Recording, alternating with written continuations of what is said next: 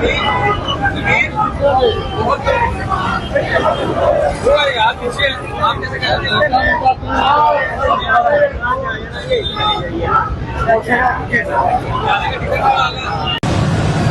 जनाब माल रोड है और आज 26 जून 2024 उपला हाईकोर्ट से निकले हैं कन्वेंशन के बाद और उधर से दूसरी साइड से ये जनाब महमूद जोया सब जा रहे हैं। इनकी काविशों से ये आज का कन्वेंशन सभी भाइयों की वजह से सर ये कामयाब हुआ है। पूरे पंजाब से वकला आए हैं और ये वकला ही वकला है और फिर दूसरी तरफ से जो MPs हैं जो रियल रिप्रेजेंटेशन है इस पंजाब में वो आए हैं और ये मिल के इस वक्त इमरान खान को रिहा करो की तहरीक का आगाज़ किया गया।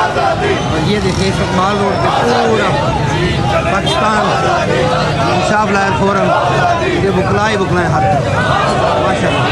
ये पीछे MPs हैं और MPs का हमने इस्तेमाल किया और उनको लेकर जा रहे हैं।